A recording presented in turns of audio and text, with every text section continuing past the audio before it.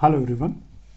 So welcome to one more video on KCL and KVL application. So this is again one more simple question that you can try to solve involving the usage of Kirchhoff's voltage law and Kirchhoff's current law. So here what the circuit is there is that a voltmeter is given and an ammeter is given, and both are considered to be ideal. So ideal means they don't have any internal resistance, or they don't have any losses internally. So it will just measure perfectly without disturbing the existing circuit. Anyway, we'll look at one more problem where a voltmeter will actually disturb the circuit because of its connection. But right now in this case these two are ideal, so they don't have any loading effect on the rest of the circuit. Now what is given is the voltmeter reading, and what is asked is the ammeter reading. Okay, so voltmeter reading is given, ammeter reading is asked. So let us see how to solve it. So again, you can pause this video, you can try to answer this by yourself, and you can compare your answers with my answers. So let's start.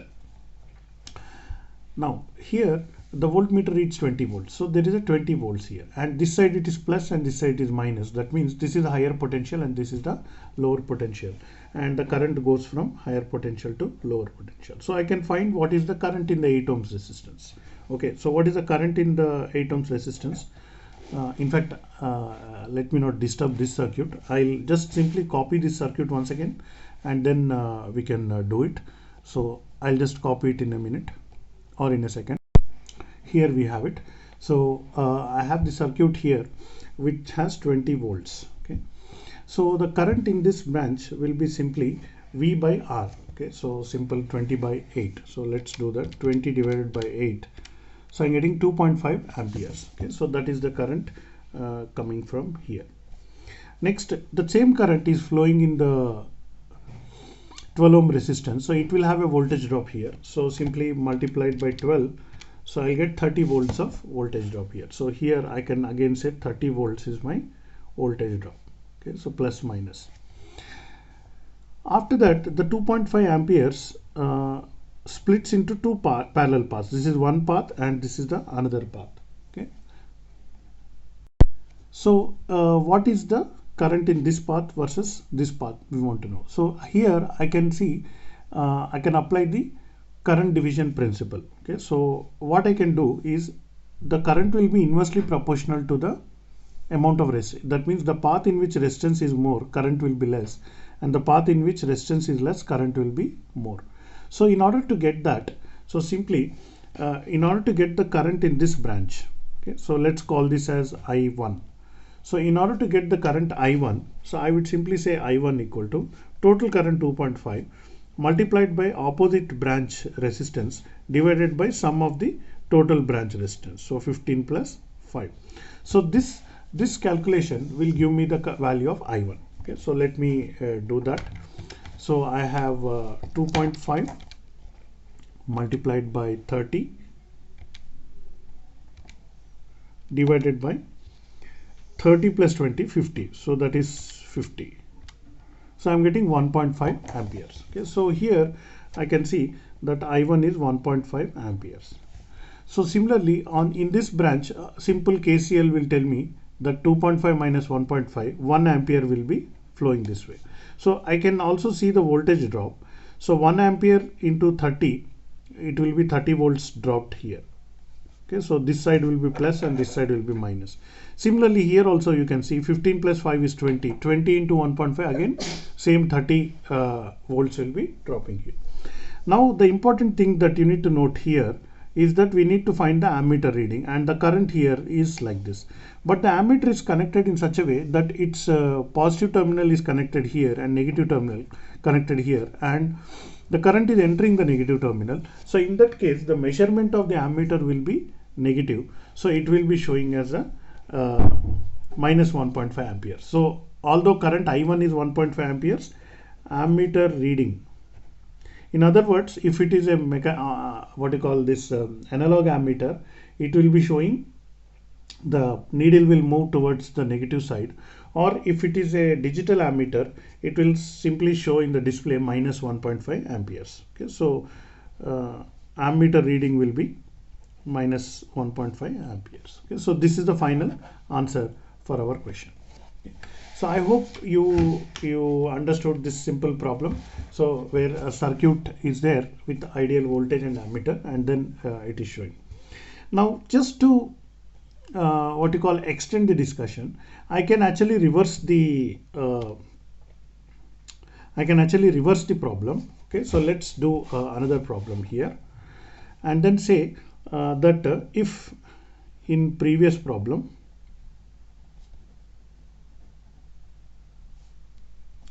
if ammeter reads minus 2 amperes, then what is the voltmeter reading? Okay. So if ammeter reads minus 2 amperes, what is the voltmeter reading? Okay. Now one way to handle this is that thinking that this entire thing is a linear circuit, so we just simply take the proportionality thing. So what do I mean is that, see, for voltage and voltmeter and ammeter, when the voltmeter was 8 volts, ammeter is minus 1.5 amperes. Now the ammeter is reading minus 2 amperes. Okay. So what will be the voltmeter reading? By the way, you can now ask, how is it possible that the current is increasing from 1.5 to 2 amperes? It may be possible by, I can increase the overall supply. If I increase, then this overall supply will increase, more current it will push, this voltage will increase, and also this current will increase. Okay, that is possible. Now let's look at this logic. Okay, simply now I can simply do cross multiplication, and then I can find the voltmeter reading is equal to 8 into minus 2 divided by 1.5 minus, so that is nothing but 8 into 2 divided by 1.5. Okay, so I am getting 10.666 as the voltage, or 10.667 volts. So this is a simple calculation, thinking that all these voltmeters and ammeters and all are kind of works on linear relationship, and this is a linear circuit consisting of only resistances, all these items. So where the fundamental law is Ohm's law, which is V equal to I into R, so which is like Y equal to mx, which is like a straight line equation. So it is like that. But is this correct? Is this correct? So let us verify. Okay. So how do you verify? So again, we'll go back and apply our knowledge, okay, of KVL and KCL. So let me once again draw the circuit.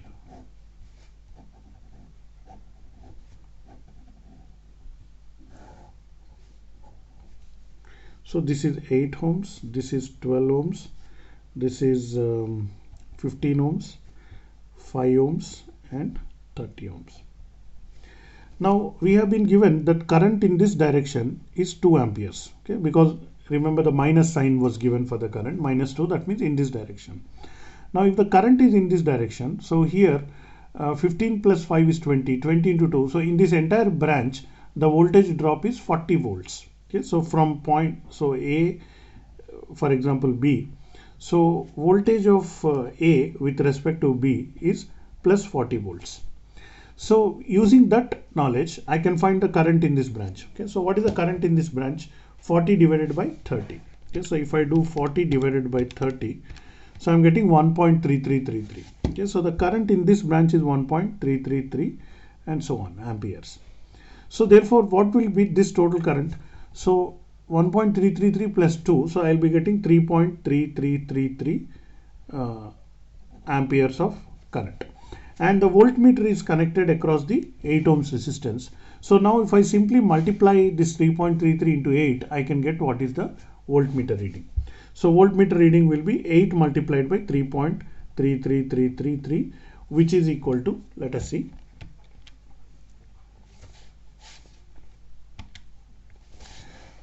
8. I'm sorry, I think here I made a mistake, I'm sorry. So this is supposed to be 20, right? Sorry for the confusion. A 20 volt reading for this one, and then here it is 20. So what will be this? Okay, so 20 into 2 divided by 1.5. Okay, so 26.5 667 volts. Okay, sorry for the confusion. If you had confused, then sorry for that. Now let's do this. Now 8 into 3.33333. So again I'm getting exactly 26.666. So in other words, what I'm saying is that you don't have to solve this entire circuit. See, if you know the results of one, then you can simply scale up and scale down the results of the other kind of problem. Okay, so that is linear nature of this circuit. Not only this circuit, any circuit with resistances and DC voltage sources will be kind of a linear behavior. So I hope you learned something in this problem, and we will just try to do one more problem in this KVL KCL list, and we may conclude it there. So if you like this video, please press the like button, and please share this video, and you subscribe to my channel. Thank you.